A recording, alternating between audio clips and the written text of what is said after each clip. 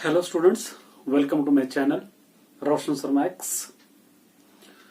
आज हम करेंगे तेलुगु सेकंड लैंग्वेज के इम्पोर्टेंट आंसर्स सिर्फ सिंगल वीडियो के अंदर, जो कि आपको सारा रिवीजन कवर कर देंगे।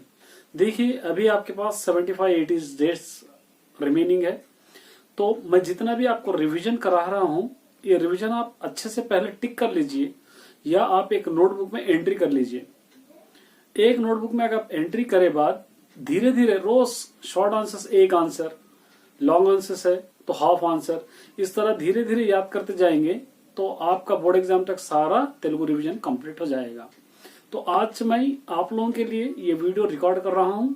अच्छे से पढ़िए, अच्छे मार्क्स लाइए, और इससे हटकर आपको कोई आंसर नहीं आएंगे। अगर ऊपर वाला चाहा तो इसी के अंदर से आपको सारे आंसर्स आएंगे और ग्रामर भी यही आएगा।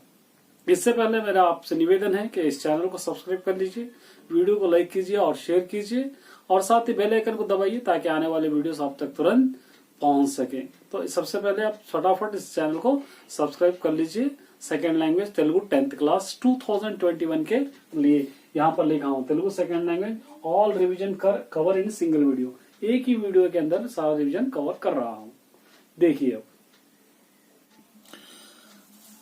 देखिए, यहाँ पर दिया गया है सेकंड लैंग्वेज पेपर है एसएससी पब्लिक एग्जामिनेशन 2020 मादरी प्रश्न पत्र, माने सैंपल पेपर है ये सेकंड लैंग्वेज का।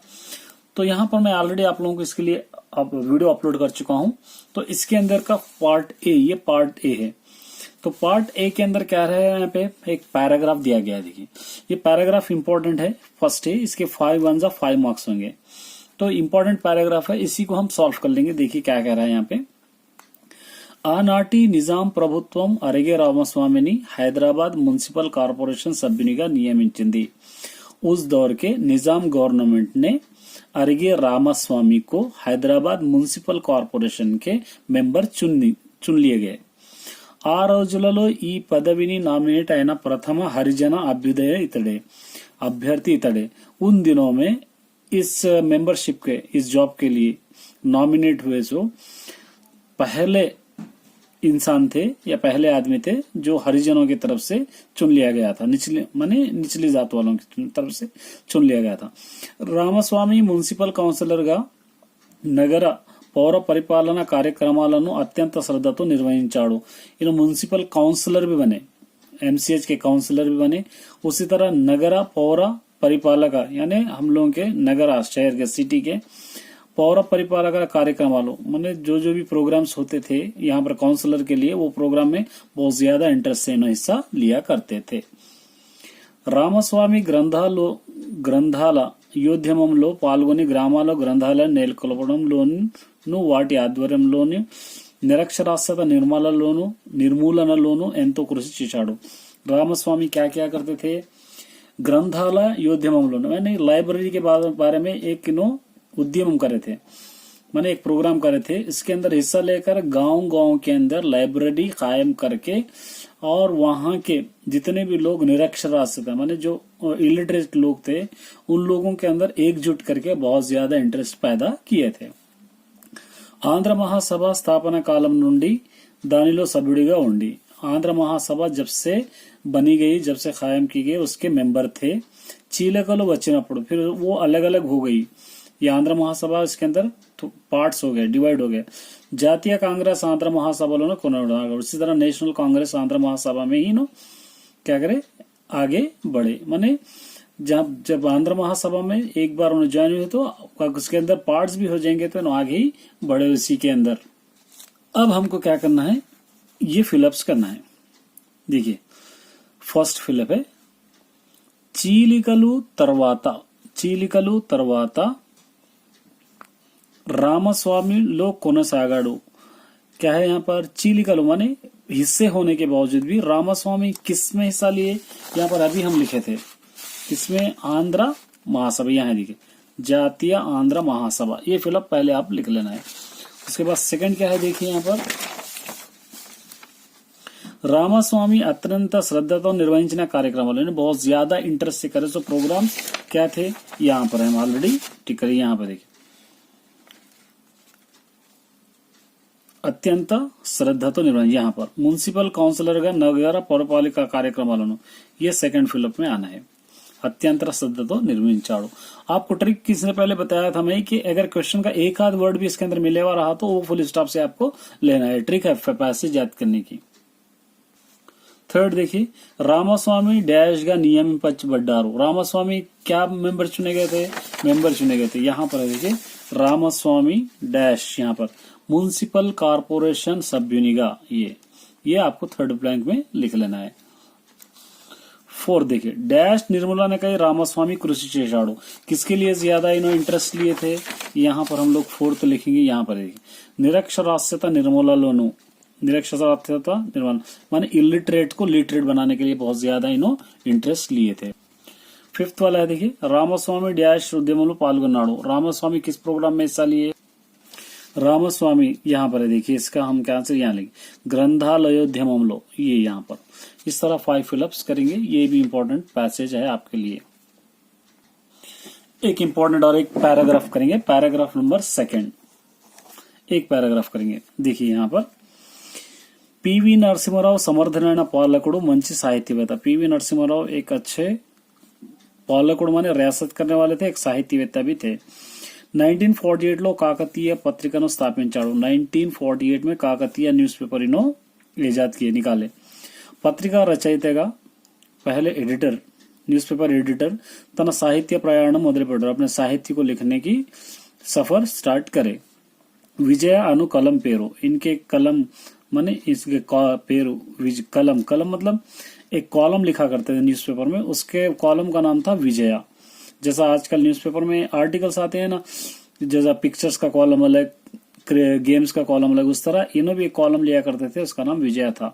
कथलो राशारो, स्टोरीज भी लिखे। విశ్వనాథ వారి 1000 పడగలు నవలు సహస్రఫణం పేరుతో హిందీలో అనువదించాడు। विश्वनाथ लिखे सो 1000 पड़गलू जो नॉवेल था उसको सहस्रफंड बोलकर हिंदी में ट्रांसलेट भी करे पीवी नरसिंहराव।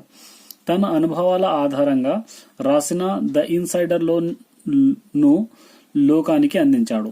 अपने जो एक्सपीरियंस होते हैं वो एक्सपीरियंस द इनसाइडर बोलकर एक बुक लिखी, वो बुक लिखकर इस लोक को माने इस वर्ल्ड को दे के चले गए।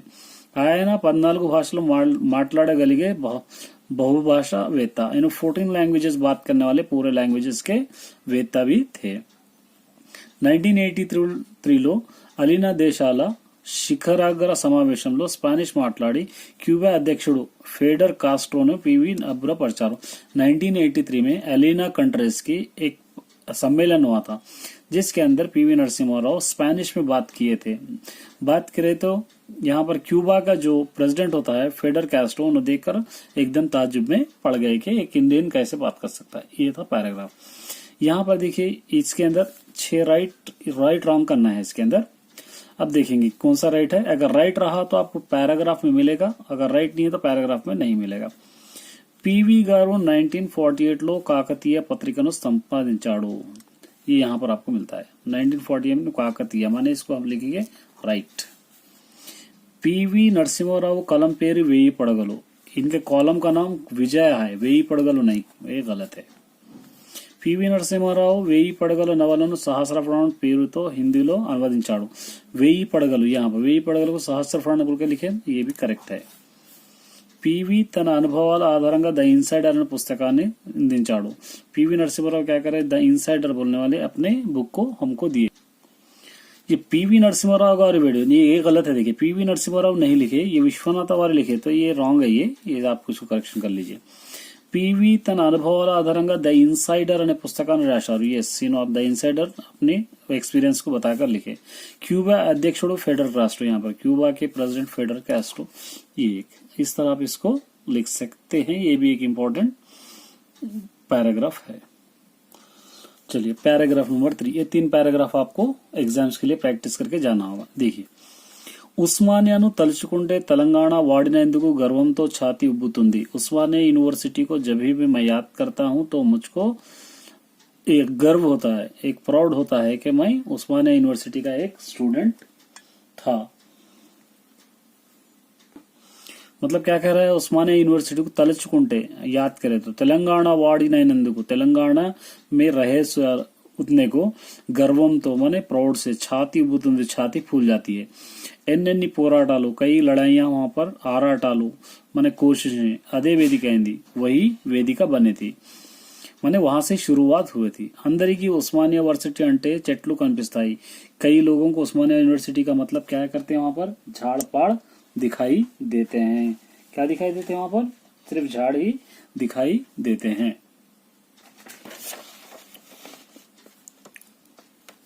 కానీ మొన్నటి మొన్న తెలంగాణ కోసం అమరులైన విద్యార్థులకు ఆ చెట్లు సాక్షిగా నా కళ్ళ ముందే కదులుతూ కనిపిస్తారు। लेकिन रिसेंटली जो हुआ तेलंगाना के लिए जो लोग अमर हुए हैं जो स्टूडेंट वहां पर मरे हैं वो स्टूडेंट वो झाड़ के साक्षिगा वो झाड़ को प्रॉमिस करते हुए कसम खाते हुए मेरे आंखों के सामने ही फिरते हैं जो स्टूडेंट वहां पर मारे गए।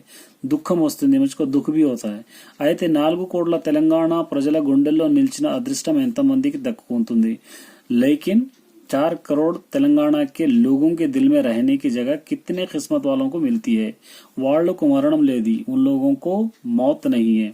అదే ఉస్మానియాలో 2009 డిసెంబర్ 9న ప్రకటన తర్వాత పిల్లలు జరుపుకున్న సంబరం నా జీవితంలో మర్చిపోలేని గొప్ప జ్ఞాపకం। वही उस्मानिया यूनिवर्सिटी में 2009 दिसंबर 9 को एक आर्टिकल रिलीज किया गया था जो तेलंगाना को अलग कर रहे बोलकर। तो जब जितने खुशियां वो स्टूडेंट्स मनाए वो खुशियां मेरे सामने अभी भी घूम रही है। ये हो गया। अब यहाँ पे फिलिप्स तेलंगाना वाणैनिंदंदुकु तेलंगाना वाला हुए देखो यहाँ पे क्या है गर्वंतो छाती उब्बुतुंदी ये यहाँ पर आना है गर्वंतो छाती उब्बुतुंदी। उसके बाद ఎన్నెన్నో పోరాటాలకు ఆరాటాలకు వేదిక అయింది यहाँ पर ఎన్నో పోరాటాలకు వేదిక అయింది क्या है उस्मानिया यूनिवर्सिटी ये यहाँ पर आ जाएगा। अंदरिकी उस्मानिया यूनिवर्सिटी अंटे सभी लोगों को उस्मानिया यूनिवर्सिटी मतलब क्या दिखाई देते हैं చెట్లు కనిపిస్తాయి यहाँ पर आ जाता है చెట్లు। తెలంగాణ కోసం డాష్ సాక్షిగా यहाँ पर रहता है కానీ తెలంగాణ కోసం అమరులైన విద్యార్థులు ये यहाँ पर आएगा అమరులైన విద్యార్థులు। ఉస్మానియాలో డాష్ తర్వాత పిల్లలు సంబరం జరుపుకున్నారు। ఉస్మానియా యూనివర్సిటీ में यहाँ पर 2009 दिसंबर 9 को प्रकटन తర్వాత సంబరాలు జరుపుకున్నాయి। ये 3 आप लोगों के ऐसे पैराग्राफ काफी है। ये पैराग्राफ अच्छे देखकर जाना है। देखिए उसके बाद ये पोएम्स है। नेक्स्ट सेक्शन में आपको पोएम आएगा 1 into 5 से लिखना पड़ेगा क्योंकि दो हम लोग ये ऑलरेडी पैराग्राफ करे ये भी पैराग्राफ है। ये डायलॉग राइटिंग है इसके अंदर ये डायलॉग राइटिंग 5 to 10 लेकिन हम 3 पैराग्राफ पढ़े उसके लिए काफी है। अभी हम देखेंगे पोएम। तो हम देख रहे थे पोएम। पोएम कितने हैं आपके पास ये 4 पोएम्स इंपॉर्टेंट है। ये 4 पोएम्स है आप पढ़ लेना चाहिए इसके लिए 4 पोएम से। देखिए फर्स्ट पोएम है బ్రతుక వచ్చుగాక బహుబంధములైన వచ్చుగాక లేమి వచ్చుగాక జీవధనములై జడుగాక పడుగాక మాట తిరగలేరు మానధనులు। ये फर्स्ट पोएम है। सेकंड पोएम చదవని వాడగనుండగు జదివిన సదస్వివేక చతురత గలుగున్ జదువగా వలయును జనులకు జదివించెద నార్యులొద్ద జదువుము తండ్రి। एक हो गया। తివిరి ఇసుమున దైలంబు దీయవచ్చు దివిరి మృగతూష్ణలో నీరు ద్రావవచ్చు తిరిగి గుందేటి కొమ్ము సాధింపవచ్చు జేరి మూర్ఖుల మనస్సు రంజింపలాదు। ये थर्ड हो गया। फोर्थ वाला ఎప్పుడు సంపద కలిగిన అప్పుడు బంధువులు వత్తురదియట్లన్నన్ తెప్పలుగా చెరువులు నిండిన కప్పలు 10,000 చేరు కదరా సుమతి। ये आपको पोएम 4 पोएम्स आपको याद करना है सेक्शन 3 के लिए। अब इसके बाद देखिए सेकंड सेक्शन में यहाँ पर भी आपको क्वेश्चंस है। मॉडल पेपर में 4 क्वेश्चंस है यहाँ पर 2 लिखना है और ये सेक्शन में भी आपको क्वेश्चंस है। तो यहाँ पर भी आपको क्या करना है 4 क्वेश्चंस में से 2 क्वेश्चंस आपको लिखना है। ये अच्छी तरह याद रखिएगा। अब ये 2 सेक्शंस को मिलाकर मैं क्या कर रहा हूँ एक क्वेश्चन बनाए। ये देखिए एक क्वेश्चन इंपॉर्टेंट क्वेश्चन है। ये फर्स्ट क्वेश्चन है పరాహితం అంటే ఏమిటి ఇందుకోసం ఏమేం పనులు చేయాలి డాక్టర్ ఏపీజే అబ్దుల్ కలాం గురించి రాయండి।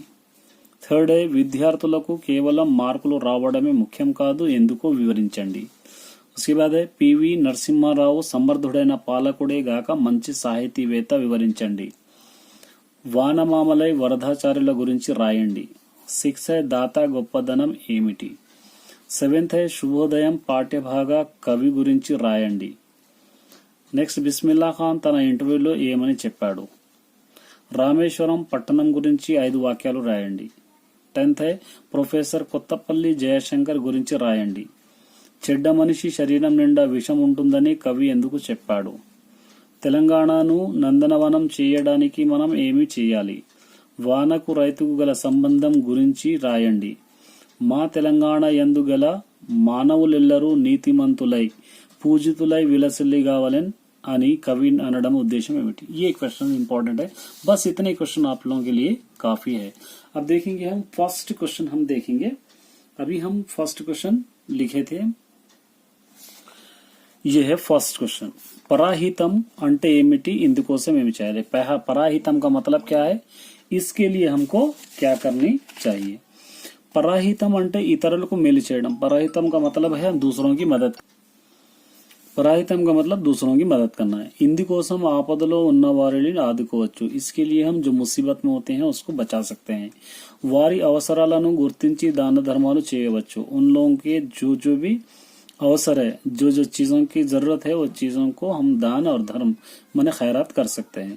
మంచి సలహాలు ఇవ్వచ్చు. अच्छे एडवाइसेस दे सकते हैं. ఇంకా అనేక విధాలుగా వారికి అండగా ఉండవచ్చు. और कई तरीकों से उन लोगों का साथ भी दे सकते हैं. ये हो गया फर्स्ट क्वेश्चन. अब सेकंड क्वेश्चन क्या है देखेंगे. सेकंड क्या है देखिए, यहाँ पर हम लोग कह रहे हैं doctor APJ Abdul Kalam गुरिंची रायंडी. Doctor APJ Abdul Kalam के बारे में लिखिए कह रहा है. तो यहाँ पर ये क्वेश्चन है. देखिए ये क्वेश्चन दोनों तरीके से आ सकते हैं. पहला क्वेश्चन है डॉक्टर एपीजे अब्दुल कलाम गुరించి రాయండి हो सकता है. ये परिष्कारम रचक ఎవరు అతని గురించి నీకేమీ తెలుసో ये लिखे. ये दो क्वेश्चन हो सकते हैं. इसका आंसर एक ही हो जाएगा. तो डॉक्टर एपीजे अब्दुल कलाम के बारे में हम लोग देखेंगे. तो एपीजे अब्दुल कलाम पूर्ति పేరు ఫకీర్ జైనుల్ ఆబిదీన్ అబ్దుల్ కలాం. ये इनका पूरा नाम है. ये ఈయన తమిళనాడులో రామేశ్వరం దగ్గర ఉన్న ధనుష్ కోటలో జన్మించాడు. इन्होंने तमिलनाडु के करीब रामेश्वरम है, वहाँ उसके करीब एक धनुषकोटा गांव है, वहां पर पैदा हुए. इतनु सामान्य कुटुंबं पुट्टारू. इन्होंने बहुत गरीब खानदान में पैदा हुए. इतनु పట్టుదల క్రమశిక్షణ కష్టపడి ఇంజనీర్ గా శాస్త్రవేత్తగా భారత రాష్ట్రపతిగా దేశానికి సేవలు అందించాడు. इनो अपने जिद से और डिसिप्लिन से मेहनत से इंजीनियर बने, साइंटिस्ट बने और इंडिया के प्रेसिडेंट भी बनकर देश की సేవ किए.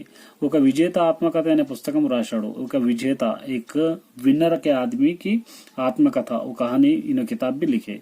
ఇలా రచనలు చేశాడు. ऐसे कई किताबें लिखे. ఈయనకు ఎన్నో దేశాల గౌరవ డాక్టరేట్ ఇతర పురస్కారాలు సత్కరించాయి. कई कंट्रीज वाले इनको डॉक्टरेट अवार्ड भी दिए और दूसरे अवार्ड्स भी दिए के इनको रेस्पेक्ट दिए. ये आंसर हो गया. థర్డ్ క్వశ్చన్ देखिए, విద్యార్థులు కేవలం మార్కులు రావడమే ముఖ్యం కాదు ఎందుకు వివరించండి. स्टूडेंट को सिर्फ मार्क्स आना ही काफी नहीं है, क्यों? इसके बारे में समझाइए. इसका आंसर यहाँ है. देखिए విద్య అంటే జ్ఞానం, పढ़ाई मतलब नॉलेज. अन्य విషయాలపై అవగాహన జ్ఞానాన్ని పొందించాలి. हर चीजों पे हम लोग क्या करना है, सोच समझ के बारे में हम लोगों की नॉलेज बढ़ाना चाहिए అవగాహన करने के लिए. అంటే జ్ఞానం కేవలం తరగతి పుస్తకాల వరకే పరిమితమైన మార్కులు ర్యాంకుల వరకే పరిమితం కాకుండా చదివిన అంశంపై చక్కని అవగాహన పట్టు ఉండాలి. हम लोग जो पढ़ते हैं वो सिर्फ क्लास के बुक्स के हद तक या मार्क्स के हद तक या रैंक के हद तक ही नहीं, बल्कि हम लोग जो पढ़ते हैं उसके अंदर हम लोगों को एक अच्छी सूझबूझ और उसके ऊपर हम लोग कॉन्फिडेंस होना चाहिए. भावी జీవితంలో దానిని ఉపయోగించుకోవాలి. ఫ్యూచర్ में हम लोग ऐसी पढ़ाई पढ़ना जो हमको यूज में आ जाए. అంతేకాక విద్యార్థులలో సామాజిక స్పృహ, నైతిక విలువలు లాంటి మానసిక వికాసాలతో పాటు శారీరక వికాసం జరగాలి. इतना ही नहीं, हर स्टूडेंट में सोसाइटी के बारे में और हमारे नैतिक विలువలు मोरल एक्टिविटीज के बारे में और मानसिका हमारी नॉलेज की इंक्रीज के बारे में, उसी तरह शरीर विकास हमारे बॉडी के विकास के बारे में होना चाहिए. ऐसी पढ़ाई हमको पढ़ना है. అంటే విద్యార్థి భవిష్యత్ జీవితం అవసరమయ్యే జీవన నైపుణ్యాలు కూడా అలవర్చుకోవాలి. मतलब स्टूडेंट अपने फ्यूचर में क्या क्या काम आते हैं, पढ़ाई के साथ साथ वो सब चीजें भी कर लेना चाहिए. ये हो गया next question. Next question non detail से ही. పివి నరసింహారావు సమర్థుడైన పాలకుడిగాక మంచి సాహిత్యవేత్త వివరించండి. పివి नरसिम्हा सिर्फ एक अच्छे पॉलिटिशियन ही नहीं बल्कि एक अच्छे साहित्यवेत्ता भी थे. उसके बारे में समझाइए. यह है देखिए, పివి నరసింహారావు సమర్థుడైన పాలకుడే కాక మంచి సాహితీవేత్త. ఆయన सिर्फ एक अच्छे पॉलिटिशियन ने अच्छे साहित्यवेत्ता भी थे. 1948 లో కాకతీయ పత్రికను స్థాపించి 1948 में కాకతీయ న్యూస్ పేపర్ को बनाकर निकालकर पत्रिका रचयिता न्यूज एडिटर గా తన సాహిత్య ప్రయాణం ప్రారంభించారు और अपनी साहित्य का सफर शुरू करे. विजय अनु कलम पेरू, विजय इनके कॉलम का नाम था. उसके अंदर कई कहानियां इन्होंने लिखी है. विश्वनाथ वेई पड़गलु, विश्वनाथ के वेई पड़गलु जो नॉवेल था उसको सहस्त्रफान बोल के हिंदी में ट्रांसलेट करे वाले भी थे. और इनके एक्सपीरियंस से एक किताब भी लिखे, द इनसाइडर. ये फॉरेन लैंग्वेजेस बात करने वाले थे. ये हम अभी पैराग्राफ में पढ़े, ये इसका आंसर है. नेक्स्ट क्वेश्चन है वानमामलय वरदाचार्युల గురించి రాయండి. इनके बारे में पोएट के बारे में लिखना है. वानमामलय वरदाचार्युలు. यह है वानमामलय वरदाचार्युలు का इंट्रोडक्शन. कवि पेरू डॉक्टर वानमामलय वरदाचार्युలు. इन्हों कहाँ पर पैदा हुए? वरंगल जिला मणिकोंडा में पैदा हुए. इन्हों रहते कहाँ थे? आदिलाबाद जिल्लालोनी चेन्नूरू. और इन्हों लिखे से किताबें थे पोतन चरित्र, मणिमाला, व्यासवाणी, रैतु बिड्डा, ऐसे 64 लिखे रचना इन्हों लिखे. इनके अवार्ड से अभिनव पोतना, अभिनव कालिदासु, मधुरा कवि. और इनको और भी अवार्ड दिए गए. आंध्र प्रदेश साहित्य अकादमी पुरस्कार, वाराणसी वारी विद्या वचस्पति पुरस्कार, ये इनको पुरस्कार भी दिए गए. नेक्स्ट क्वेश्चन है दाता गोप्पदनम एमिटी. देने वाले की स्पेशलिटी क्या है? खैरात करने वाले की. यहाँ पर है देखिए, దాత పరోపకారం చేయాలనుకుంటే తన దగ్గర లేకున్నా వేరొక చోటు నుండి తీసుకువచ్చి దానం చేస్తాడు. अगर कोई खैरात करना चाह रहा है तो अपने पास नहीं भी है तो दूसरों के पास लेकर खैरात उन्हें करता अगर नियत रहा तो.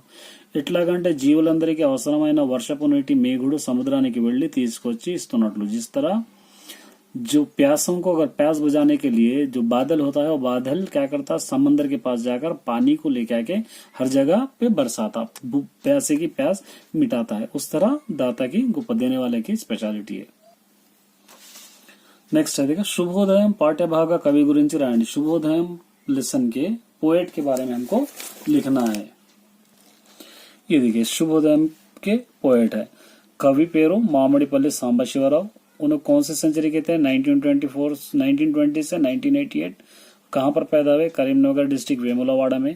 उन्होंने लिखे से बुक्स है श्री राजा राजेश्वरी सुप्रभातम, श्री मुक्तेश्वरा सुप्रभातम मोदलैनवी. इनके अवार्ड से मधुरा कवि, विद्युत कवि. और इनकी स्पेशलिटी थी इन्होंने एक्टर थे और आजादी के हिस्से में स्वतंत्र समर योधुడు, स्वतंत्र समर योधुడు, आजादी के जंग में हिस्सा लिए वाले भी थे. नेक्स्ट है देखिए बिस्मिल्लाह खान तन इंटरव्यू ఏమని చెప్పాడు? बिस्मिल्लाह खान अपने इंटरव्यू में क्या कहे थे? इंटरव्यू किस तरह दिए थे? यहाँ पर आंसर देखिए, यहाँ पर है क्या कहते हैं बिस्मिल्लाह खान. ఒకసారి బిస్మిల్లా ఖాన్ బాలాజీ మందిరంలో గదిలో లోపలి నుండి వెళ్లి గొళ్ళెం పెట్టుకున్నాడు. एक बार बिस्मिल्लाह खान बालाजी मंदिर में जाकर उसके रूम में जाकर अंदर से उन्हें क्या करे लॉक कर लिए. సాధన ప్రారంభించాడు, ప్రాక్టీస్ शुरू करे. అకస్మాత్తుగా ఆ గది నిండా దివ్య పరిమళం వ్యాపించింది. सडनली उस రూమ్ में एक खुशबू महकने लगी. కళ్ళు తెరిచి చూసే గదంలో మనమేమో చెప్పినట్టు దివ్య పురుషుడే కనిపించాడు. ఆంఖ్ ఖోల్కర్ దేఖే తో एक आदमी उनको नजर आया. బాలుడైన बिस्मिल्लाह खान भयपड़ी साधना చేయడం మానుకున్నాడు. छोटे लड़के थे उन्होंने तो वो चीज को उस आदमी को देखकर इन्हों एकदम डर गया, अपनी प्रैक्टिस रोक दिए. बचाओ बेटा बजाओ అని చిరునవ్వు నవ్వి ఆ దివ్య పురుషుడు మాయమై నాడట. बिस्मिल्लाह खान को बोले बजाओ बेटा बजाओ बोलकर मुस्कुराते हुए वो आदमी गायब हो गया बोलकर ये इंटरव्यू में बोले थे. नेक्स्ट है देखिए रामेश्वरम पट्टनम गुరించి 5 वाक्यालु రాయండి. रामेश्वरम सिटी के बारे में 5 सेंटेंसेस लिखो बोल रहा हूं. यहाँ पर है आंसर इसका, यहाँ पर है. रामेश्वरम ఒక చిన్న దీవి లాంటిది. రామేశ్వరం एक छोटा सा आइलैंड का దీవి లాంటి ప్రదేశం, ఐలాండ్ के जैसा प्रदेश है. అక్కడ ఒక ఎత్తైన ప్రదేశం ఉంది. वहां पर एक ऊंचा मकाम है. దాని పేరు గంధమాంబ పర్వతం. उस पहाड़ का नाम है गंधमांबा. ఆ పర్వతం पर నిలబడితే మొత్తం రామేశ్వరం కనిపిస్తుంది. इस पहाड़ पे चढ़ के देखेंगे तो पूरा शहर नजर आता है रामेश्वरम. పట్టణం నిండా కొబ్బరి చెట్లు, शहर में पूरे नारियल के झाड़ दिखाई देते. కొద్ది దూరంలో సముద్రం ఉన్నది. थोड़ी दूरी पर एक समंदर भी था. రామేశ్వరం దేవాలయ గోపురం ఆకాశాన్ని తాకునట్లుంది. రామేశ్వరం के जो मंदिर का गोपुर माने मीनार था वो आसमान को छू रहा, इतना बड़ा था. ఇక్కడ ప్రశాంత వాతావరణం ఉంది. बहुत पीस పుణ్యక్షేత్రం కనుక ఈ ప్రాంతం యాత్రికులతో పర్యటకులతో కళకళలాడుతూ ఉంటుంది. रामेश्वरम एक पुण्य क्षेत्र था जिसकी वजह से हमेशा लोगों से भरा हुआ रहता था. ఇక్కడ అన్ని మతాలు ప్రజలు కలిసిమెలిసి ఉంటారు. यहाँ के हर मजहब के लोग मिलजुल कर रहते हैं. ये एक आंसर है. नेक्स्ट नॉन डिटेल से देखिए, प्रोफेसर कोत्तापल्ली जयशंकर गुరించి రాయండి. प्रोफेसर कोत्तापल्ली जयशंकर के बारे में लिखिए. ये लॉन्ग क्वेश्चन है. देखिए, ప్రొఫెసర్ జయశంకర్ के बारे में అధ్యాపకుడు, एक టీచర్ थे, పరిశోధకుడు, एक रिसर्चर थे. ఏం చేసినా తెలంగాణ కోసం నిత్యం ఆలోచించి, कुछ भी काम करो सिर्फ తెలంగాణ के बारे में हमेशा सोचते हुए, ఆచరించి అమల్ करके, ఉద్యమశీలి माने हमेशा सोचने वाला आदमी. తెలంగాణ డిమాండ్ 1969 నుండి సునిశ్చితంగా అధ్యయనం చేస్తూ విశ్లేషిస్తూ, తెలంగాణ के उद्यम को 1969 से उसके बारे में प्रैक्टिस करते हुए, విశ్లేషిస్తూ समझाते हुए ప్రతిరోజు రచనలు చేశారు. హర్దీనేను कुछ ना कुछ लिखते गए. తెలంగాణ ఎయిర్పోర్ట్ అవసరాన్ని వివరిస్తూ తెలంగాణ రాష్ట్రం ఒక డిమాండ్, తెలంగాణలో ఏం జరుగుతుంది, వక్రీకరణలు వాస్తవాలు, क्या करे तेलंगाना की जरूरत चीजों को समझाते हुए, तेलंगाना होना वाला डिमांड करते हुए, తెలంగాణలో ఏం జరుగుతుంది, తెలంగాణ में क्या हो रहा है, वक्रीकरण वासु और इसके बारे में अपोजिट लिखते हुए, तेलंगाना में क्या हो रहा है उसके बारे में. तल्लडिल्लुतुन्न तेलंगाना माने यहाँ पर उस मुसीबतों से गुजरते हुए तेलंगाना. व्यास संपुटी माने पैराग्राफ कितने रहता, तेलंगाना आंग्लम, तेलंगाना इंग्लिश में మొదలైన ఎన్నో పుస్తకాలు రాశాడు. ऐसे कई किताबें नो लिखी. यहाँ तक लिख सकते हैं आप ये आंसर. చెడ్డ మనిషికి శరీరం నిండా విషం ఉంటుందని కవి ఎందుకు చెప్పాడు. बुरे आदमी को पूरे जिस्म में जहर रहता बोलकर पोएट क्यों कहा है. यहाँ देखिए इसका आंसर. పాముకు విషం తలలో ఉంటుంది, सांप जहर सिर्फ सर में रहता है, తేలుకు విషం తోకలో ఉంటుంది, बिच्छू को सिर्फ दुम में होता है. అంటే విషం ఒక చోట ఉంటుంది, लेकिन इन दोनों चीजों को सांप को सर में है, बिच्छू को दुम में है, तो एक ही जगह है. కానీ చెడ్డ మనిషికి శరీరం నిండా విషం ఉంటుందని కవి అన్నాడు. लेकिन बुरे आदमी को पूरे जहर पूरे जिसम में रहता बोलकर बोला. అలా ముందుకు చెప్పి ఉంటాడేమో, పాము కన్నా తేలు కన్నా చెడ్డ మనిషి ప్రమాదకరమని తెలిపాడు.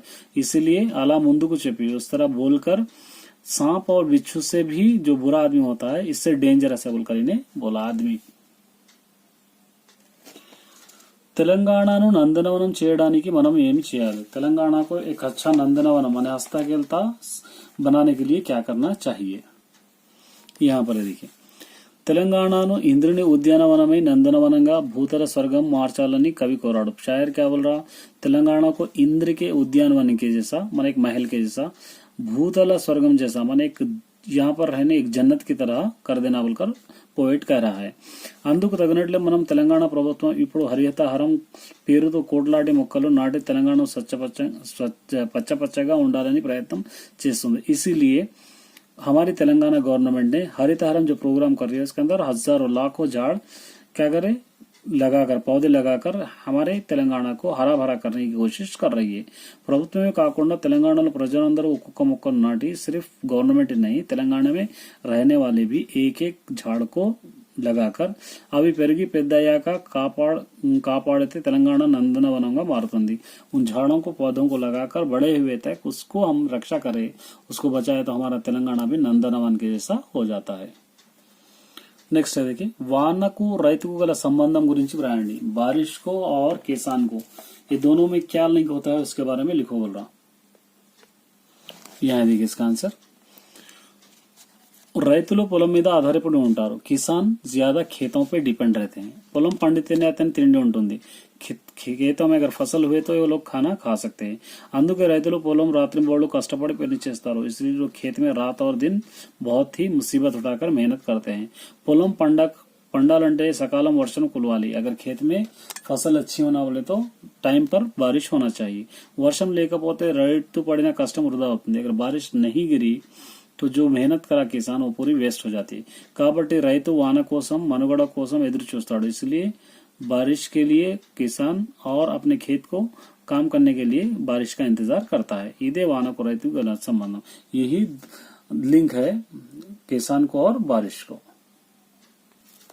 देखिए, माँ तेलंगाना ఎందు గల మానవులెల్లరూ నీతిమంతులు. हमारे तेलंगाना में रहे सभी इंसान सच्चे हैं.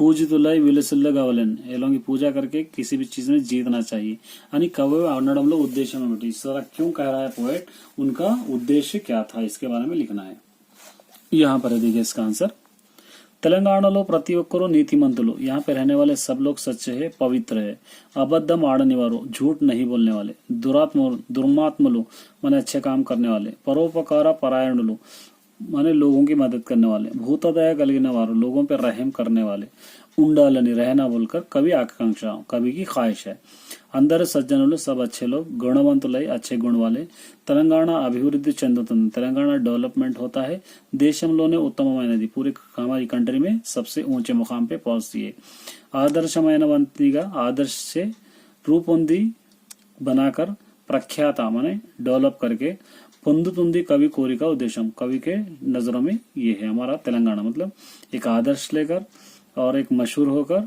रहना चाहिए हमारा तेलंगाना बोलकर कवि सोच रहा है ये देखिए उसके बाद ये लॉन्ग आंसर्स है 3 में से 1 लिखना है ये सेक्शन भी वैसी है ये सेक्शन भी 3 में से 1 लिखना है ये सेक्शन में भी तीनों में से 1 लिखना है यानी टोटल तीनों सेक्शन मिला के 9 आंसर्स है हमको 9 में से 3 लिखना है 1 के 8 मार्क्स है 1 8 जा 8 मार्क्स अब ये तीनों सेक्शन का मैं एक ही सेक्शन में किया हूं देखिए आप देखिए ये 3rd 4th అతిథి మర్యాద గురించి రాయండి వర్షాల గేయ సారాంశం నాణ్యమైన విద్య పెద్ద భవంతులతోనూ గొప్ప సౌకర్యాలతోనూ లభించేది కాదు గొప్ప ఉపాధ్యాయులు ప్రేమతో చెప్పేది మంచి చదువు అన్న కలాం మాటలు వివరించండి చదువు ప్రాధాన్యత తెలుపుతూ 4 నినాదాలు రాయండి చదువు ప్రాధాన్యత తెలుపుతూ మిత్రునికి లేఖ రాయండి శతక పద్యాలు గొప్పదనం ఏమిటి శాశ్వత కీర్తి గలవారు అని ఎవరిని అంటారు ఎందువల్ల కారణాలు రాయండి పద్యాల పోటీ ఆహ్వాన పత్రము తయారు చేయండి ఉస్తాద్ బిస్మిల్లా ఖాన్ పోయినందువల్ల దేశం సంగీత వైభవాన్ని కోల్పోయింది మీ అభిప్రాయం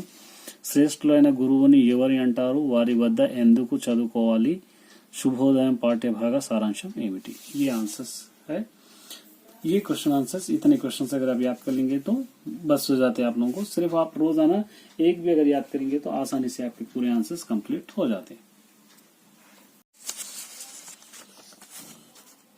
फर्स्ट क्वेश्चन है अतिथि मर्यादा गुरिंची रायंडी देखिए वही आंसर ऐसे भी दे सकता है अतिथि देवो भव अतिथि देवो भव दिन समर्थित रायंडी दे रहा है तो मतलब मेहमान नवाजी किस तरह की जाती है इसके बारे में लिखिए कह रहा है देखिए यहाँ पे ముందు తెలియజేయకుండా భోజన సమయానికి వచ్చిన వారిని అతిథి అంటారు पहले नहीं बताए जैसा खाते वक्त अगर आए जो कोई आ रहा है उसको हम मेहमान कहते हैं अटलांटी अतिथि दैवम तो समानम ऐसा जो मेहमान आता है वो खुदा से खुदा के बराबर है అందువల్ల अन्नमैना इसलिए हम उनको चाहे खाना हो मज्जिगा छाछ बटर मिल्क हो नील लेना पानी हो चिवरक हो अगर कुछ भी नहीं है तो सिर्फ सालन है तो जो सालन है उसके अंदर ఉన్నంతలో అతిథికి లేదనకుండా पिवाले जिसलिए जितना खाना आखिरी में अगर सालन भी है तो जितना है हमारे पास उतने में हम लोग मेहमान को दे भी देना चाहिए इट्ला ఇవ్వకపోతే ధనవంతులైన వారు దరిద్రులతో సమానమే अगर ऐसा नहीं दे रहे हो लोग मेहमान को तो ऐसे लोग अगर करोड़पति या पैसे वाले भी रहे या दौलतमंद भी रहे तो दलिद्र मुफलिस के बराबर है అతిథులు ఎల్లప్పుడూ భక్తితో పూజించి తగు విధంగా సత్కరించి గౌరవించాలి इसलिए मेहमानों को हमेशा रेस्पेक्ट देकर और लोगों को रेस्पेक्ट भक्ति से पूजा करके रेस्पेक्ट देना चाहिए आ विधंगा చేసే సజ్జనులు ఈ భూమిపై శాశ్వత కీర్తి పొందుతారు ऐसे लोग अच्छे इंसान इस दुनिया में हमेशा इज्जतदार रहते हैं इज्जत कमाते हैं అందుకు ఉదాహరణ రతి దేవుని పరీక్షించారు इसका एक एग्जांपल रति దేవుడు को जो एग्जाम करे थे या टेस्ट करे थे वो చివరికి వారు రతిదేవుని అతిథి సత్కారానికి మెచ్చి వరాలు ఇచ్చారు आखिरी में लोग रतिदेव के जो मेहमान नवाजी देखकर उन लोगों को वर भी देते हैं ये आंसर हो गया लॉन्ग सेकंड देखिए वर्षाला गेय सारांशम वर्षालु का हम लोग सारांश लिखना है ये है वर्षालु का सारांश देखिए यहाँ पर दिया गया है क्या दिया है यहाँ पे భూమి ఒక రాణి अर्थ एक रानी है ఆమె తలపై వర్షపు చెండుకులు తలంబ్రాలుగా కురుస్తున్నాయి उसके सर पर जो बारिश के बूंदे गिरते हैं वो तलम्बरालू की तरह गिर रहे हैं अंदरी मुखाలు పువ్వులాగా మిలమిలాడుతున్నాయి सबके चेहरे फूलों की तरह खिल गए మేఘాలు కలుస్తున్నప్పుడు जब बादल जो मिलते हैं, రెండు కత్తులు కలుస్తున్నట్లుగా, दो तलवारें जब एक जगह मिलते हैं, ఉరుములు గరజన, మెరుపులు చమకన, మెరిశాయి, चमका, आ कांति के कड़ली जिगुल मनाई, उस रोशनी को हमारे आंखें एकदम चमक गए। वर्षालो पंटा को प्राणम पोస్తుంది, बारिशें क्या करते हैं, फसलों को जान भर देते हैं। కరువును పోగొడుతుంది, जो खात होता है उसको खत्म कर देते हैं। వాగులు వంకలు పాలధారలే ప్రవహిస్తూ పొంగి పొర్లుతున్నాయి, नदियां या नाले ये पूरे बह रहे हैं। వర్షానికి తడిసిన నేల పచ్చదనంతో నిండింది, बारिश से भीगी हुई जमीन हरियाली से भर गई। అది భూదేవికి ఆకుపచ్చని చీర కట్టినట్లుగా ఉన్నది, वो जो हरियाली है जमीन को एक हरी साड़ी बने जैसा महसूस हो रहा है। వర్షం పడుతుంటే ఎద్దులు కొమ్ములు కుమ్ముతూ మట్టిని ఎగజిమ్ముతూ రంకెలు వేస్తున్నాయి। बारिश गिर रही है तो बैल भी खुशी के मारे अपना सिंगों से मट्टी खोदते हुए आगे बढ़ रहे हैं। నెమలి సంతోషంగా పూర్వీపి అందంగా నాట్యం చేస్తుంది, मोर भी अपना पंख फैलाकर खूबसूरत डांस कर रहा है। ఆరవేసిన చీరల వలె కనిపించిన ఆవులు తూర్పు వైపున మేస్తున్నాయి। सुखाए सो सारी के जैसा दिखने वाले जो गाय होती है काऊ, वो भी एक तरफ चल रहे हैं। तूर्पु मतलब ईस्ट की तरफ। నడుస్తున్న నల్లని కొండల వల్లే కనిపించే బర్రెలు పడమటి వైపు మేస్తున్నాయి। वेस्ट की तरफ क्या हो रहा, बड़े बड़े काले पहाड़ के जैसे दिखने वाले भैंस बेफेलोस वो भी एक तरफ चल रहे हैं। వర్షానికి తాటి కమ్మతో చేసిన గొడుగు పట్టుకుని రైతు తన పొలం నుండి సామ్రాజ్యానికి చక్రవర్తిలా వెలువడుతున్నాడు। और बारिश की वजह से ताटी कोम्मा माने ताड़ के झाड़ों से बनी हुई छतरी लेकर अपने हाथ में पकड़ लेकर किसान एक साम्राज्य की माने एक साम्राज्य का एक शहर का चक्रवर्ती एम्पेरियर के जैसा వెలుగుతున్నాడు, चमक रहा है। చేతిలో మూలకర్ర పట్టుకొని అతడు పశుపతి వలె కనిపిస్తున్నాడు। हाथों में एक कांटेदार लकड़ी पकड़कर पशुपति यानी शिवुड़ के जैसा महसूस हो रहा है। చేతిలో దండము ధరించి కరువు పోగొట్టే యముడిలా కనపడుతున్నాడు। हाथ में एक दंडम लेकर पहनकर करुण पोगोट्टे माने खाद को खत्म कर देने वाला यमुड़िला यम के जैसा महसूस हो रहा है। ये एक आंसर है।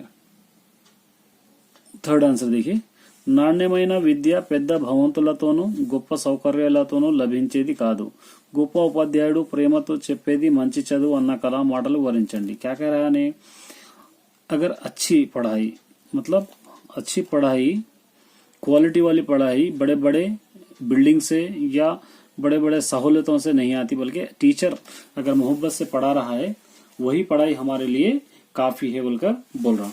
तो ये अब्दुल कलाम क्यों बोले इनके बारे में आप लोगों को समझा बोलकर उन्हें बोल रहा। तो ये हम लोग परिष्कारम लेसन में हम लोग को आसानी से मिलता है ये। तो यहाँ पर हम लोग देखेंगे, तो यहाँ पर इसका आंसर है देखिए ये, రామేశ్వరం చదువుకున్న కలాం ప్రాథమిక పాఠశాల భవనం గోడలు ఇటుకలతో కట్టిన పైకప్పు మాత్రం గడ్డితో కప్పబడి ఉండేది। रामेश्वरम में जब अबुल कलाम जो प्राइमरी स्कूल की पढ़ाई पढ़े वो स्कूल कैसा था, ईंटों से तो बना हुआ था लेकिन ऊपर की जो छत थी वो घास से बनी हुई थी।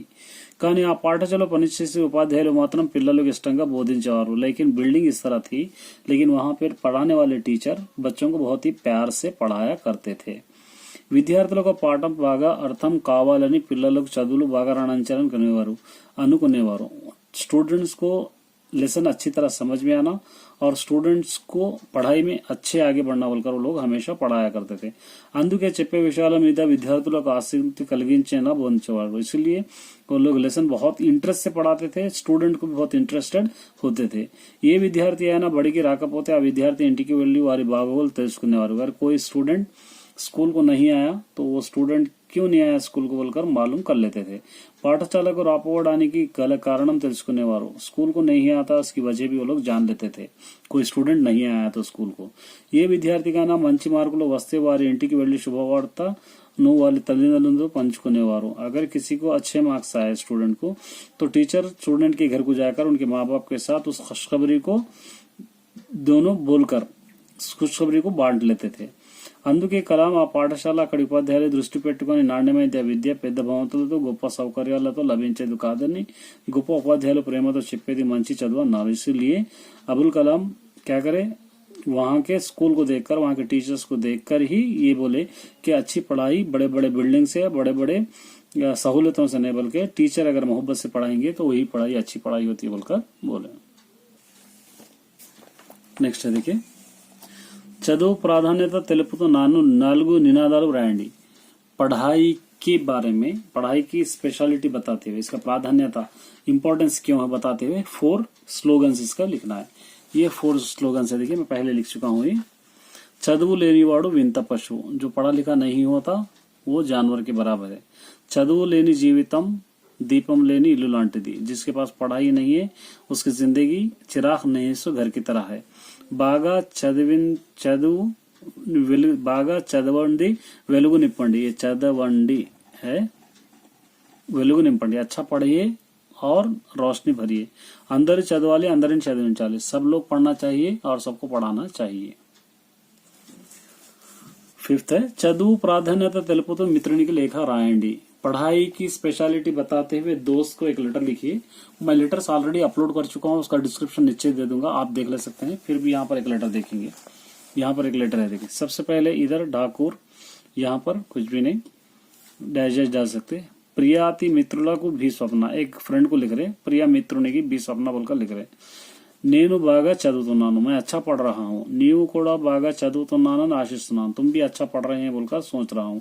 నేను ఈ లేఖ చదువు ప్రాధాన్యత గురించి తెలియజేస్తున్నాను. मैं इस लेटर में पढ़ाई की इंपॉर्टेंस के बारे में आपको बता रहा हूँ. ఈ విషయం మీ స్నేహితురాళ్లకు తెలియజేయవలసిందిగా కోరుతున్నాను. ये बात तुम अपने ఫ్రెండ్స్ కు भी बताएंगे बोलकर सोच रहा हूँ. చదువుకుంటే ఏది మంచో ఏది చెడో తెలుసుకునే తెలివితేటలు ఏర్పడతాయి. अगर पढ़ेंगे हम अच्छा तो अच्छाई और बुराई की हमको परख हो जाती है. ఎవరితో ఎలా మెలగాలో, పెద్ద గురువులకు ఎలా గౌరవించాలో తెలుస్తుంది. और किससे किस तरह बात करना चाहिए, పెద్దలను बड़ों को टीचर्स की रेस्पेक्ट किस तरह करना चाहिए हमको पढ़े तो मालूम हो जाता. చదువుకుంటే మంచి ఉద్యోగం సంపాదించి మన కాళ్ళ మీద మనం నిలబడవచ్చు. अगर हम अच्छा पढ़ेंगे तो एक अच्छी नौकरी कमाकर हम अपने पैर पे खुद ठहर सकते हैं. ఆర్థికంగా ఇతరుల సహాయ పడవచ్చు. हम लोग ఎకనామికల్లీ दूसरों की मदद भी कर सकते हैं. చదువుకోకపోతే అజ్ఞాని అయి ఇతరుల చేత మోసగింపబడవచ్చు. अगर हम नहीं पढ़ेंगे तो अज्ञानी इलिटरेट होकर दूसरों से हम धोखा भी खा सकते हैं. చదువుకుంటే देशाभिवृद्धि की पाठ पढ़वच्चु. हम अच्छा पढ़ेंगे तो देश की डेवलपमेंट के लिए भी हम लोग काम आते हैं. సంఘంలో గౌరవ మర్యాదలు పొందవచ్చు. हमारी सोसाइटी में हम लोग रेस्पेक्ट और इज्जत मिलती है. కాబట్టి అందరూ తప్పక విద్యావంతులు కావాలని ఆశిస్తారు. इसलिए सब लोग पढ़ लेना चाहिए. इटलू यहाँ पे नी फ्रेंड का नाम है, फ्रेंड का नाम है, ये प्रियंका लिखा. यहाँ पर एड्रेस आना चाहिए. यहाँ पर address B Swapna 10th class ప్రభుత్వ పాఠశాల మెదక్. एड्रेस है 5 पार्ट से ये लेटर है. శతక పద్యాల గొప్పదనం ఏమిటి? శతక जो పద్యాలు पढ़े उसकी स्पेशलिटी क्या है हमको मालूम करना है. तो इसको एक क्वेश्चन इस तरह भी आ सकता है. देखिए శతక పద్యాలు మీరు తెలుసుకున్న మంచి విషయాలు, अच्छे बातें क्या सीखे आप శతక పద్యాల से वो लिखना है. सबसे पहले देखिए చెడ్డవారి శరీరమంతా విషమే కాబట్టి వారితో స్నేహం పనికిరాదు. जो बुरे लोग होते हैं उनके जिस्म में पूरा जहर भरा हुआ रहता है, इसलिए वालों से दोस्ती नहीं करना चाहिए. మనిషికి బాగా సంబంధం ఉన్నప్పుడు బంధువులు చుట్టూ చేరుతారు. సంపద లేనప్పుడు ఒక్కరు ఆదరించరు. इंसान के पास दौलत आए इस वक्त रोजाना मेहमान आते हैं, लेकिन दौलत नहीं है तो कोई भी उसको नहीं पूछते हैं. పిరికివాడు పైకి గంభీరంగా ఉన్న మనసులో భయపడుతూనే ఉంటాడు. अगर जो डरपोक इंसान होता है वो हमेशा बाहर बहुत हिम्मत वाला दिखता है, लेकिन अंदर से हमेशा डरपोक ही रहता है. ధనం ఉంటే మనం అనుభవించాలి లేదా ఇతరులకు దానం చేయాలి. अगर दौलत है तो उसको हम खर्चा करना या नहीं तो दूसरों की मदद करना. మూర్ఖుని మనసులు ఎవరు మార్చలేరు. బేవకూఫ్ के दिल को कोई भी नहीं सुधार सकता. దానం చేయదలిచిన వాడు తన దగ్గర లేకున్నా వేరొక చోట నుండి తీసుకొచ్చైనా దానం చేస్తాడు. अगर कोई सोच रहा है कि मैं किसी को हेल्प करना है, किसी को खैरात करूंगा, तो अपने पास नहीं भी तो है दूसरों के पास से हेल्प लेके करता है. మంచి లక్షణాలు గల కొడుకు తల్లిదండ్రులకు ఒక్కడున్న చాలు. अच्छे आदतें वाले, अच्छे लक्षण वाले एक लड़का भी माँ बाप को है तो बस है. మానవులంతా సమానులని భావించాలి. सब लोग बराबर है बोलकर हम लोग सोचना चाहिए. ये శతక పద్యాలు का था. శాశ్వత కీర్తి గలవారు అని ఎవరిని అంటారో ఎందువల్ల కారణాలు రాయండి. हमेशा रेस्पेक्टफुल रहने वाला किसको कहते हैं, किस लिए यहाँ पर लिखिए कह रहा है. तो यहाँ पर देखिए, यहाँ पर लिखिए శాశ్వత కీర్తి అంటే ఒక వ్యక్తి తాను చేసిన మంచి గొప్ప పనుల వల్ల తాను జీవించి ఉండగాను తర్వాత కూడా అందరి చేత కీర్తింపబడతాడు. शाश्वत कीर्ति, हमेशा रेस्पेक्टफुल इंसान का मतलब ये है जो खुद करा वो और जो अच्छे काम करा उसकी वजह से लोग जिंदगी भर या उन्हें मरने के बाद भी उसकी रेस्पेक्ट करते हैं। इंदी कोसम दाना धर्म तत्पूर्ण उंडाली, इसके लिए हमेशा खैर खैरात करने वाला रहना है। अतिथि अभाग्युल सेवा चेयाली, रेस्पेक्ट मेहमानों की और जो जरूरतमंद होती है उन लोगों की हमेशा मदद करना। नीति निजायती का व्यवहरिंचाली, सच्चे रास्ते पे चलना। देशभक्ति, संघ सेवा, परोपकारम, अंदर की मेलू, देश की सेवा, सोसाइटी की सेवा, परोपकारम माने लोगों के साथ अच्छा बर्ताव, अंदर की मेलू सबको अच्छाई, समभावम सबको इक्वालिटी, ये पूरी चीजें रहना चाहिए। उसी को शाश्वत कीर्ति बोलकर हम लोग कहते हैं। ये एक आंसर। पद्याला पोटी आह्वानिस्तु पत्रम तैयार चंडी, ये क्या है, यहाँ पर पोएम्स का कंपटीशन हो रहा बोलकर एक इनविटेशन तैयार करना है उसका। ये इनविटेशन है, देखिए यहाँ पर। విద్యార్థులకు తెలుగు భాష సాహిత్యం పట్ల అభిరుచి పెంపొందించే ఈ పద్య పఠన పోటీ మనం పాఠశాలలో నిర్వహిస్తున్నాం। स्टूडेंट के लिए लैंग्वेजेस के अंदर ज्यादा इंटरेस्ट आना बोलकर ये पोएम का कंपटीशन हम लोग कर रहे हैं। ఆసక్తి గల విద్యార్థులైన ఈ పోటీలో పాల్గొనాల్సిందిగా కోరుతున్నాము। जो जिसको भी इंटरेस्ट है वो लोग इस कंपटीशन में हिस्सा ले सकते हैं। పోటీలో సీనియర్ జూనియర్స్ విభాగంలో సీనియర్ జూనియర్స్ में होंगे कंपटीशन। 6-7 తరగతుల జూనియర్స్, 6th और 7th जूनियर्स होंगे। 8-9-10 తరగతులు 8th क्लास और 9th क्लास और 10th क्लास सीनियर्स होंगे। इसका इनविटेशन और आसन भी है, वो मैं ऑलरेडी इनविटेशन डाल चुका हूँ लेसन के अंदर, डिस्क्रिप्शन में दे देता हूँ, आप देख सकते हैं। अब देखिए इसका कंटिन्यू है। पोटी जरगे स्थलम, कहाँ पर हो रहा कंपटीशन? 21/12/2016, ये 10 o'clock, ये 2021 लिखना है आप लोग। 10 o'clock పాఠశాల గ్రంథాలయం హాల్ జరుగుతుంది, स्कूल में लाइब्रेरी के हॉल में होगा। సూచనలు उनके डायरेक्शंस क्या है? పోటీలో పాల్గొనదలిచిన వారు తమ పేర్లు తెలుగు ఉపాధ్యాయునికి అందజేయాలి। जो कंपटीशन में हिस्सा ले रहे हैं वो पूरे अपने अपने नेम्स तेलुगु टीचर को देना चाहिए। గెలుపొందిన వారికి मुख्य अतिथुల द्वारा बहुमति అందజేయాలి। जो कोई जीतते हैं उनको चीफ गेस्ट से हम अवार्ड भी या प्राइज भी दिया जाएगा। ఉస్తాద్ बिस्मिल्लाह खान పోయినందువల్ల देशम संगीत वैभवानी కోల్పోయింది మీ అభిప్రాయం। उस्ताद बिस्मिल्लाह खान का देहांत होने से हमारा देश संगीत वैभवानी माने म्यूजिक को खो गया, तो इसके बारे में आपका अभिप्राय क्या है? आप क्या सोचते हैं इसके बारे में? आप लिखिए बोलकर हम लोग दे दिया है। तो इसके बारे में हम उस्ताद बिस्मिल्लाह खान के अंदर हम लोग चेक करेंगे तो हमको मिल जाता है। तो यहाँ पर देखिए बिस्मिल्लाह खान, यहाँ पर देखिए ये आंसर। సంగీత సభలో షైనాయి వాయించే విద్వాంసులు మన దేశంలో ఎంతో మంది ఉన్నారు। म्यूजिक के अंदर शहनाई बजाने वाले विद्वांस माने पंडित के जैसे लोग, एक्सपीरियंस लोग बहुत सारे हमारे कंट्री में है।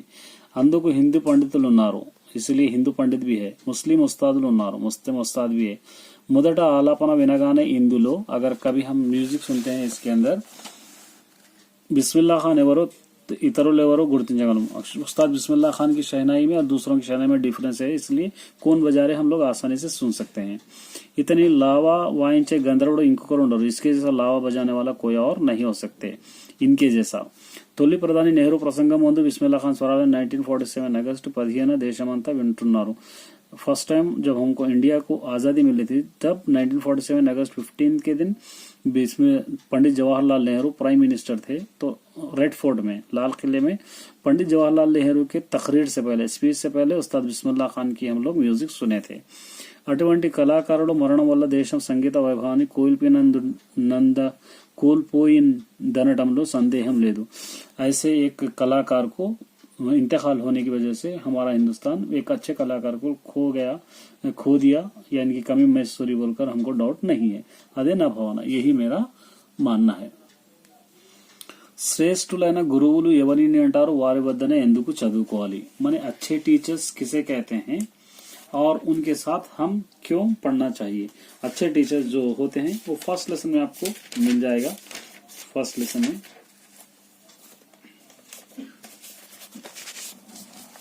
यहाँ पर देखिए आंसर। శ్రేష్ఠులైన విద్యార్థుల స్థాయిని బట్టి తన బోధన ఎప్పటికప్పుడు పరిశీలించుకుంటూ అందరికీ అర్థమయ్యే రీతిలో బోధించేవారు శ్రేష్టమైన గురువులు। स्टूडेंट के कैपेसिटी देखकर जब उसको परख करते हुए उनको समझ में आए जैसा पढ़ाने वाले ही अच्छे टीचर्स है। విద్యార్థుల్లో अंतर्लीనంగా ఉన్న సృజనాత్మక వెలుగులో తెచ్చే वारे श्रेष्ठ गुरु। बच्चों के अंदर छुपे हुई जो काबिलियत होती है उसको बाहर निकालने वाले ही अच्छे टीचर्स है।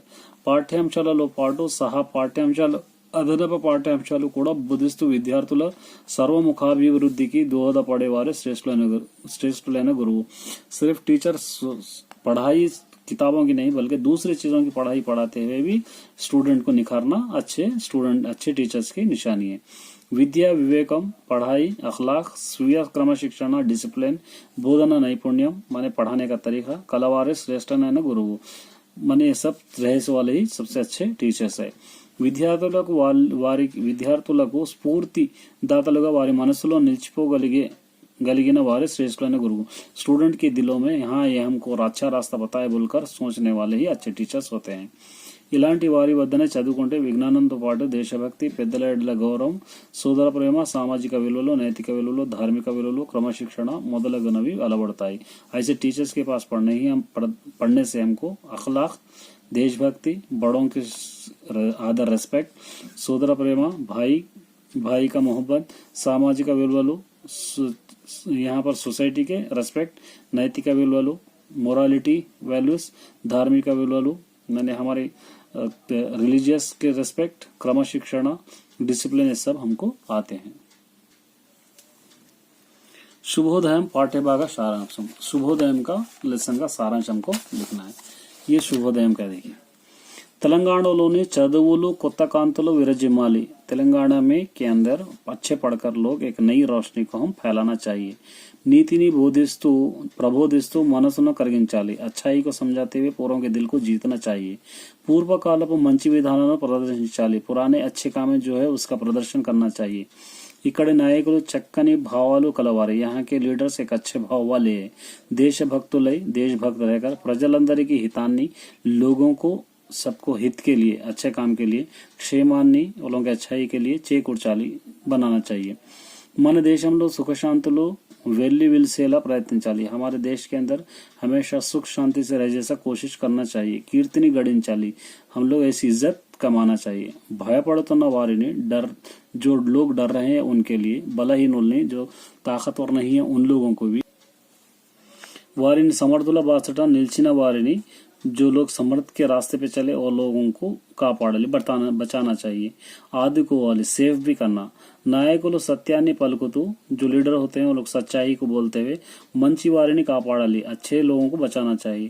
ఇతరుల కష్ట తరుస్తూ दूसरों के मुसीबतों को मिटाते हुए మేలు కోరుతూ अच्छा चाहते हुए प्रपंच गौरव పొందాలి। पूरी दुनिया में रेस्पेक्ट पाना चाहिए। ये आंसर है। अब इसके बाद आता है पार्ट बी। जैसे कि हम जानते हैं पार्ट बी इस बार भी 20 मार्क्स का है। 80 मार्क्स का पेपर है और पार्ट बी 20 मार्क्स का पार्ट बी है। यह है part B 20 marks 30 minutes time है। यहाँ पर दे रहा है पार्ट बी। तो पार्ट बी जैसा है वैसा करें। मैं जो पार्ट बी आप लोगों को करा रहा हूँ वही पार्ट बी आप भी कर लीजिए। आपको एग्जाम में बहुत ज्यादा काम आ जाएगा। और लिख लीजिए सबसे पहले लिखिए प्रैक्टिस कीजिए। जब तक आप नहीं लिखेंगे आपको प्रैक्टिस नहीं होगी। ये पार्ट बी मैं 3 पार्ट्स में कर रहा हूँ। ये पार्ट बी हमारा है। देखिए यहाँ पर ये पार्ट बी सबसे पहले यहाँ पर कह रहा है विलसिल्लु।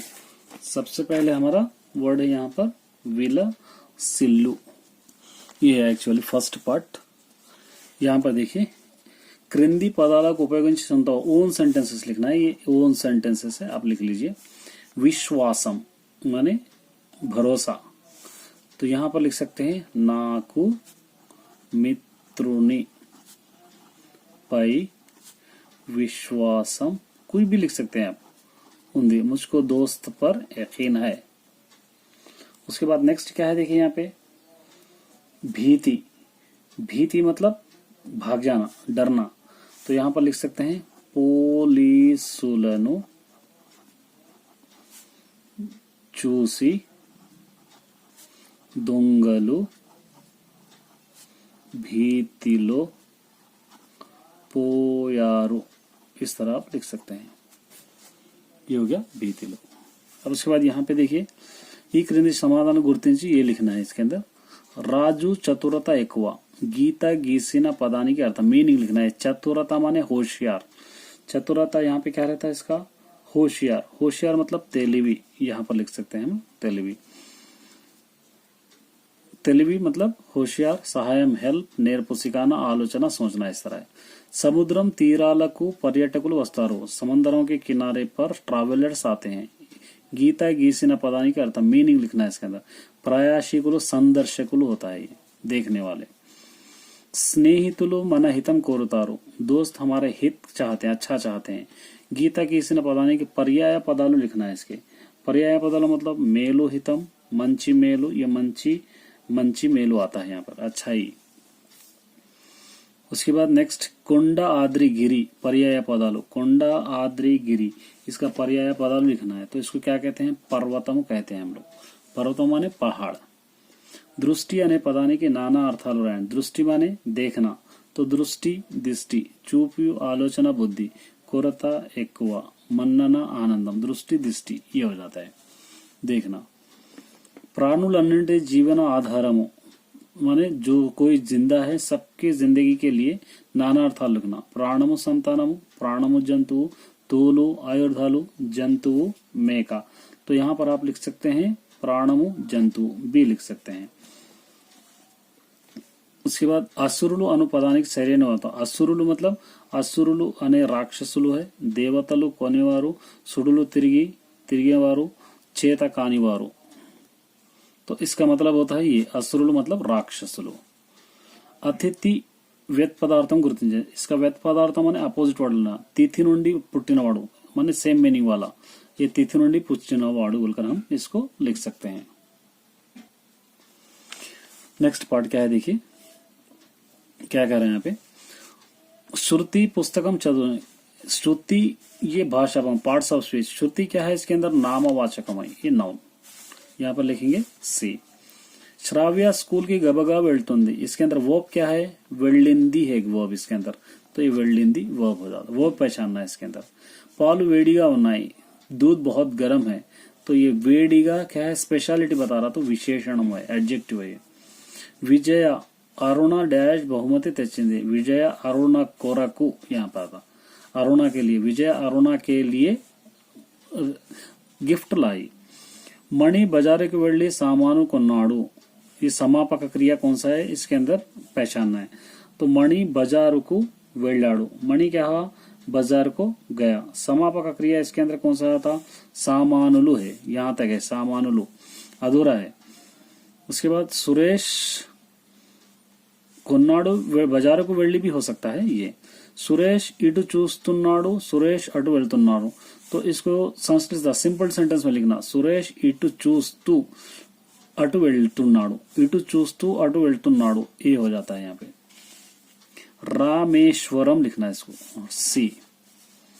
పిల్లల బాగోగలు, బాగు प्लस గోగులు, బాగు प्लस गोगुलु होता है यहाँ पे, బాగు प्लस ओगुलु, ये हो गया। భక్తి విశ్వాసాలు ఏ సమాసం, భక్తి విశ్వాసాలు ద్విగు సమాసం होता, భక్తి और విశ్వాసాలు। परम धर्म विग्रह, परमम మరియు धर्मम लिखना है इसका, परमम మరియు धर्मम, ये रिसेंटली मैं आपको डाल चुका हूँ, कर सकते हैं। नेक्स्ट एक और पेपर है, पेपर सेकंड समझिए, इसका भी ग्रामर आप लिख लीजिए, पूरे एक साथ लिख लीजिए, बस काफी होगा आपके लिए। ये ओन सेंटेंसेस लिखे हैं। विलसिल्ली माने खुशी, तो यहाँ पर लिख सकते हैं మా ఇంట్లో సంతోషాలు, खुशियां విలసిల్లాయి, ये लिख सकते हैं। साधन నేను प्रैक्टिस, साधन చేస్తాను, मैं हमेशा प्रैक्टिस करता हूं, ये हो गया साधना। अब यहां पर देखिए फर्स्ट में नारिकेलम, इसका मीनिंग, नारिकेलम का मतलब कोब्बरी, नारियल को बोलते हैं। उसके बाद प्रभातमु का मतलब सुबह सुबह, वेको वेवेडा। बुंकु, बुंकु का मतलब झूठ बोलना, असत्यमो अबद्धमो। विषादम अने पदानिकी पर्याय पदालु, विषादम, विषादम का मतलब क्या हो जाता, विचारम दुखम माने तकलीफ और दुख। తొమ్మిది కొత్తది అనే నానార్థాలు, తొమ్మిది का मतलब नवा, नए को कहते हैं। పత్రము అనే పదానికి నానార్థాలు, ఆకు రేకు कहते हैं। వసుధకు వ్యత్ పదార్థం, వసుధ माने संपద ధరించేది, ये हो गया। मयूरम यत् पदार्थम, मयूरम मतलब क्या हो जाता है यहाँ पे, पामुలను हिंसिंचु, ये आता बी वाला आता है इसके अंदर। अब उसके बाद यहाँ पे देखिए, अंदरिकी समान हक्कु उंदी, अंदरिकी की आता है यहाँ पे, वारु తెలివైన వారు, वारु जो हो जाता है यहाँ पे क्या हो रहा है, ये విశేషణం సర్వనామం हो रहा है यहाँ पर। ए जोसेफ పెద్ద కాలేజీలో చదువుతున్నాడు, ये పెద్ద माने बहुत बड़ा విశేషణం हो रहा है यहाँ पे, पार्ट्स ऑफ स्पीच पहचाना है। అందరికి దైవం ఉంటాడు, అందరికి माने అందరిలో దైవం ఉంటాడు, सब में खुदा होता है। నేను నిన్న బడికి వచ్చాను, ఇది ఏ కాలంలో చెందినది, మై కల్ స్కూల్ కు ఆయా థా, పాస్ట్ టెన్స్ है భూతకాలం। పాపకు పాలు, పాప పాలు తాగింది, పాప నిద్రపోయింది, పాప పాలు తాగి నిద్రపోయింది लिखना, इसको हटा देना, पाप पालू तागी निद्रपोయింది, यहाँ पे कहाँ है देखिए, तागी है, पाप पालू तागी నిద్రపోయింది। రాముడు ఇంటి పని చేస్తున్నాడు, రాముడు టీవీ చూస్తున్నాడు, రాముడు ఇంటి పని చేస్తూ టీవీ చూస్తున్నాడు, రాముడు ఇంటి పని చేస్తూ టీవీ చూస్తున్నాడు, ये यहाँ पर है। दिनोत्सवम होता है, दिनोत्सव संधि, दिना उत्सवम, दिनोत्सवम, दिनोत्सवम यहाँ पे होता। రాముడు మరియు రహీం, దీనికి సరైన రాముడు और रहीम दो है यहाँ पे, రాముడు మరియు రహీం, రాम రహీంలు यहाँ पे आता। द्वंद्व समासम माने రెండు దేశాలు, यहाँ पे लिख सकते हैं, ये द्वंद्व समासम। नंबर 3 पॉइंट, ये भी ऑब्जेक्टिव देखिए, सततमु का मीनिंग, सततम माने अच्छे लोग, तो यहाँ पर సజ్జనులు लिखेंगे, సజ్జనులు ఎల్లప్పుడూ మంచి పనులే చేస్తారు, ये हो गया। బెడిసి కొట్టు, వారి ఫలితం माने रिटर्न हो जाना, వారి ఫలితం వారికే బెడిసి కొట్టింది, ये लिख सकते हैं, వారి ఫలితం వారికే బెడిసి కొట్టింది। चलिए अब ये देखेंगे, पर्वम, इसका मीनिंग लिखना है। पर्वम का मीनिंग क्या होता है, पर्वतम, ये पर्वतम होता है।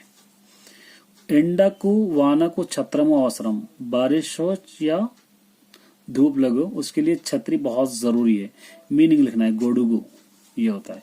భీముడు యుద్ధం చేస్తే అంతే, इसको पर्याय पदाలు, भीम अगर जंग करा तो उतना ही, इसका पर्याय पदम हम लिखना है, तो क्या हो जाएगा, रणम संग्रामम, ये हो जाता सी, जंग लड़ना। बंकु अने पदाనికి पर्याय, बंकु माने झूठ बोलना, अबद्धम असत्यमो। शक्ति अने पदाనికి नाना, शक्ति, शक्ति का मतलब क्या बोल रहा है अभी, शक्ति, शक्ति का मतलब इसके अंदर क्या है देखिए, बलमु पार्वती सामर्थ्यम हम लिख सकते हैं। कापु अने पदाనికి नाना अर्थालु, कापु का मीनिंग क्या है इसके अंदर लिखना है, तो यहाँ पे रक्षकुडु रैतु हम लिख सकते हैं। भूपालुडु अनु पदाనికి व्यर्थ पदार्थम, वेज का सेम मीनिंग वाला लिखना, भूपालुडु सेम मीनिंग वाला, भूमिनि पालिंचुवाडु। धर्ममु विकृति, धर्ममु का विकृति कहा जाता, धर्ममु होता, धैर्यमु होता, धर्ममु दारुणमु होता, धैर्यमु भी लिख सकते हैं, धर्ममु ये भी लिख सकते हैं। अब पार्ट्स ऑफ स्पीच होते, नवीन पुस्तकम तीसी చదువుతున్నాడు, असमापक क्रिया इसके अंदर लिखना है। असमापक क्रिया क्या हो जाता है, यहाँ पे नवीन है, तीसी है, पुस्तकम है, यहाँ पे చదువాడు है, यहाँ पे तीसी है। नवीन किताब निकाल के, निकाला, ये होता है। ఇంటికి వెళ్ళి రవి తిరిగి వచ్చాడు, ये रवि क्या है, कौन सा पार्ट्स ऑफ स्पीच है, నామవాచకం है। రహీం ఆడుకుంటున్నాడు, గీత గీసిన పదం ఏ భాష భాగం, ये ఆడుకుంటున్నాడు, खेल रहा है वो होता क्रिया। ఉషా శైలజ बहुमति తెచ్చింది, శైలజ కొరకు, ఉషా శైలజ के लिए करे गिफ्ट लाई। రాము బజారుకి వెళ్లి సామాను కొన్నాడు, ఈ వాక్యంలో సమాపక క్రియ कौन सा है पहचानना है इसके अंदर, तो బజారుకు వెళ్ళి, రాము బజారుకు गया।